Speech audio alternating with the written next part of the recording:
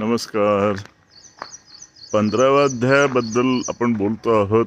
पुरुषोत्तम मासामध्ये पुरुषोत्तम योगो नाम पंचदशोध्याय.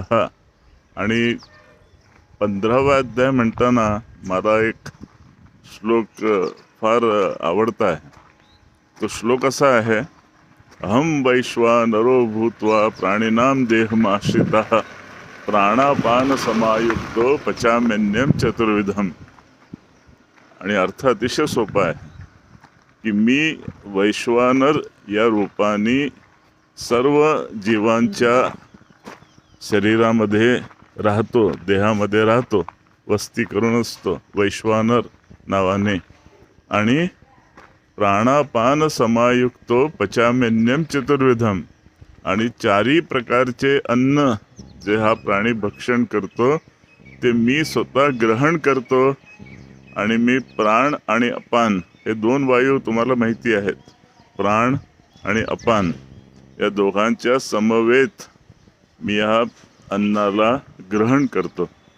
मग हा श्लोक जो आहे हा पाठ केलेला चांगला की नाही. म्हणजे तुम्ही असा विचार करा की तुम्ही जेवायला बसता आहात. मग जेवायला बसताना आपण वदनी कवळ घेता वगैरे म्हणतो.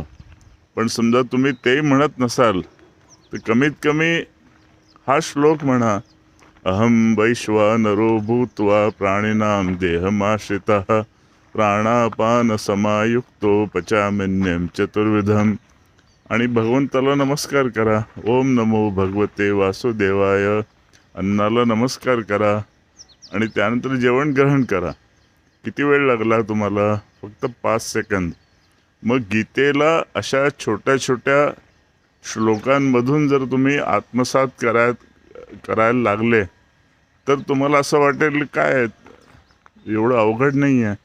असे छोटे छोटे श्लोक आता आपण बघू जे अलग अलग ऑकेजन्सला आपण घेऊ शकतो. ओम नमो भगवते वासुदेवाय. चला, श्रीकृष्णाय नमः.